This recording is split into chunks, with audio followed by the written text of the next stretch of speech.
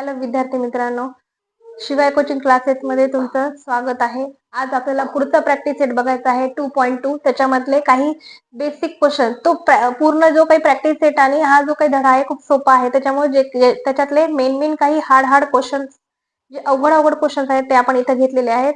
त्यापैकी 4 क्वेश्चन आहेत की जे थोडे ट्रिकी आहे। ट्रिकी म्हणण्यापेक्षा मुलांना समजायला थोडेसे अवघड जाऊ शकतात। त्यांना त्याचं उत्तर येणार आहे, पण म्हणजे त्याचा जर अर्थ नाही समजला तर आपल्याला उत्तर येऊन सुद्धा आपलं उत्तर चुकू शकतं। त्याच्यामुळे जे अशी उत्तर चुकण्याची शक्यता असणारे जे काही क्वेश्चन्स आहेत ते क्वेश्चन्स आज आपण इथं घेतलेले आहेत। तर त्याच्यापैकी पहिला प्रश्न बघायचा आहे बघा।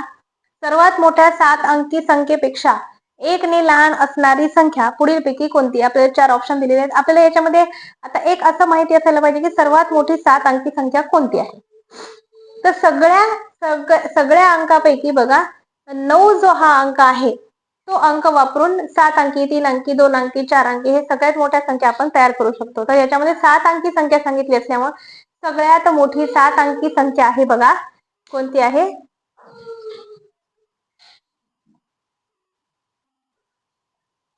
एकक, दशक, शतक, हजार, 10,000, लाख, 10 लाख म्हणजे 99 लाख, म्हणजे लाख म्हणजे लक्ष, परत 99,999 ही सगळ्यात मोठी 7 अंकी संख्या आहे। आणि याच्यापेक्षा 1 ने लहान म्हणलं की याच्यातून 1 मायनस करायचा, म्हणजे आपल्याला 1 ने लहान असलेली संख्या भेटते। ती म्हणजे बघा, ती म्हणजे 1 मायनस केला याच्यातून, 9 मधून 1 गेला 8, 9, 9, 9, 9, 9, 9 म्हणजे 99,99,998 ही आपली 1 ने लहान असलेली संख्या, म्हणजे ऑप्शन नंबर 3 येणार आहे।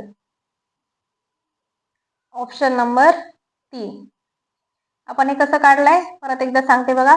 आपल्याला सगळ्यात मोठी संख्या माहिती असायला पाहिजे 7 अंकी, ती आहे 99,99,999। त्याच्यामधून 1 ने लहान म्हणल्यावर त्याच्यातून 1 मायनस करायचा, आणि आपल्याला खाली जी आन्सर येणार आहे 99,99,998 म्हणजेच ऑप्शन नंबर 3 ही आपली 1 ने लहान असलेली संख्या आहे। पुढचा प्रश्न आहे बघा, थोडासा मोठा आहे। 70 लक्ष म्हणजे 70 लाख 7 ही संख्या लिहिताना ईश्वरीने दोन्ही 7च्या मध्ये 1 शून्य कमी लिहिला, तर तिने लिहिलेली जी संख्या आहे ही दिलेल्या संख्येपेक्षा कितीने कमी किंवा जास्त असणार आहे। आता त्याच्यामध्ये आपल्याला दोन्ही संख्या काय पाहिजे माहिती पाहिजे।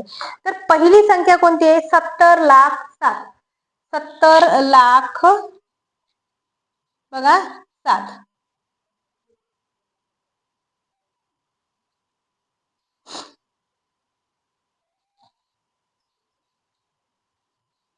एकक, दशक, शतक, हजार, 10,000, लाख, 10 लाख म्हणजे लक्ष, 10 लक्ष म्हणजे 70 लक्ष 7 जी संख्या सांगितली ती संख्या मी इथं लिहिलेली आहे।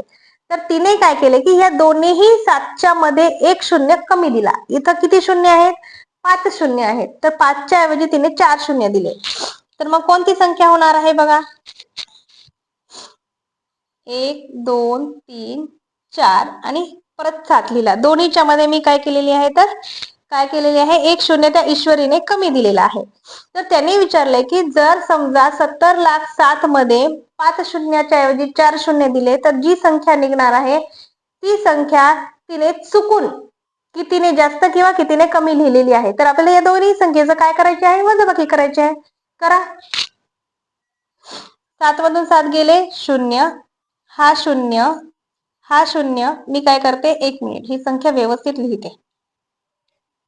7 0 0 0 0 7 तिने 5च्या ऐवजी 4 शून्य दिले। 7 मधून 7 गेला शून्य, हा शून्य, हा शून्य, हा शून्य, हा शून्य, इकडला हातचा इकडं, 10 मधून 7 गेले 3 उरले, 7चा 1 आपण हातचा वापरला म्हणून तिथं 6 उरतात, 6 म्हणजे 63,000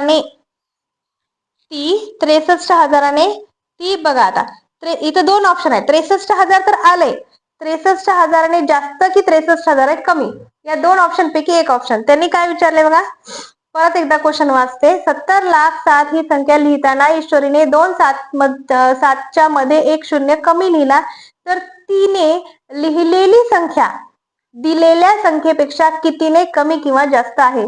लिहिलेली संख्या दिलेल्या संख्येपेक्षा कितीने कमी किंवा जास्त आहे. लिहिलेली संख्या ही कमीच आहे, त्याच्यामुळे आपल्याला 63,000ने कमी असं ऑप्शन लिहायचं आहे. Option number 4.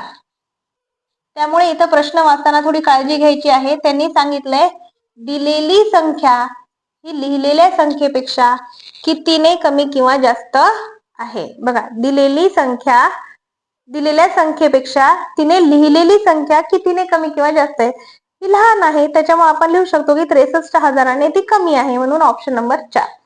पुढचा क्वेश्चन आहे असाच बघा. एका 9 अंकी संख्येत दशकोटी स्थानावर 7 हा अंक आहे व उर्वरित सर्व स्थानावर 0 हा अंक आहे. त्या संख्येचे वाचन दर्शवणारा पर्याय कोणता? आता आपल्याला काय सांगितले, 9 अंकी संख्या आहे. किती अंकी आहे? 9 अंकी, आणि त्याच्यामध्ये दशकोटी स्थानावर 7 हा अंक आहे, म्हणजे सुरुवातीला 7 आहे जो की दशकोटी अंकावर आहे. त्याच्यानंतर बाकीचे सगळे शून्य आहेत. 1 2 3 1 2 3 4 5 6 7 8 आणि 9 अंकी संख्या आहे, बरोबर आहे. मग बघा, एकक, दशक, शतक, हजार, 10,000, लक्ष, 10,00,000, कोटी, 10 कोटी. 10 कोटी जो आपल्याला स्थान सांगितलंय त्याच्यावर काय आहे? 7 आहे, आणि बाकी सगळे उरले जे ते शून्य आहेत. तर ही जी संख्या लिहिलेली आहे ती संख्या वाचायची कशी? तर त्यांनी काय सांगितले की त्याचं वाचन या पर्यायापैकी कोणतं आहे. तर मग आपण वाचू शकतो बघा, एकक, दशक, शतक, हजार, 10,000, लक्ष, 10,00,000, कोटी, 10 कोटी. म्हणजेच काय येणार आहे? 7 अब्ज. याला कसं वाचायचं? 7 अब्ज. 10 कोटी म्हणजे काय बघा, सॉरी, पर्याय क्रमांक बघा दुसरा आहे आपला, चुकून एक केला मी. बघा, इथं काय दिलेलं आहे? कॉमा दिलाय. इथं एक कॉमा आहे आणि इथे एक कॉमा असणार आहे. म्हणजेच काय सांगितले? 10 कोटी. 10 कोटी म्हणजे 70 कोटी हे आपलं ऑप्शन येणार आहे, ऑप्शन नंबर 2. काय येणार आहे? ऑप्शन नंबर 2, 70 कोटी. कोटीच्या पुढे, जसं कोटीच्या पुढे जर 1 अब्ज आला तर मग आपण 7 अब्ज लिहिला असता. तो चुकून बाय चान्स ऑप्शन नंबर 1 झालेला आहे, तर ऑप्शन नंबर आपला 2 होणार आहे, 70 कोटी. 77 कोटी, इथं 2 7 नाहीच आहेत. 7 कोटी, कारण की इथे एक शून्य आहे, 9 अंकी संख्या, त्याच्यामुळे 7 कोटी येणार नाही. 7 अब्ज तर येणार नाही. 10 अंकी संख्या नाहीये. 10 अंकी संख्या ज्या ठिकाणी येते त्या ठिकाणी अब्ज येतो. ही 9 अंकी संख्या असल्यामुळे 70 कोटी आपलं ऑप्शन येणार आहे. याच्यातला शेवटचा क्वेश्चन आहे बघा असाच. एका महिला बचत गटाने बघा 68,500 रुपयाच्या ठेवी जमा केल्या. या संख्येचे अक्षरी लेखन कोणते नाही विचारलेले आहे. प्रश्न वाचताना नीट वाचायचा.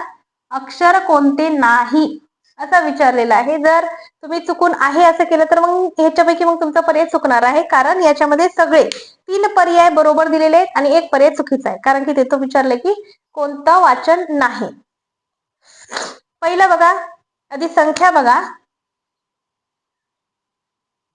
68,500, 68,500 बरोबर आहे, कारण की आपण 68,500 ला 68,500 सुद्धा म्हणू शकतो. 68,500 हा तर मी आत्ताच वाचलेला आहे. 68,500 म्हणजे पहिला बरोबर, दुसरा बरोबर, तिसरा 685 शतक. आता हा शब्द तुमच्यासाठी नवीन आहे बघा, 685 शतक. 685 शतक म्हणजे 2 शून्य, तर 685 शतक सुद्धा आपण याला लिहू शकतो, म्हणजे पर्याय नंबर 3 सुद्धा बरोबर आहे. आणि शेवटचं बघा, 685 दशक. 685 दशक असं लिहितात. 685 दशक म्हणजे 1 शून्य आहे दशकला.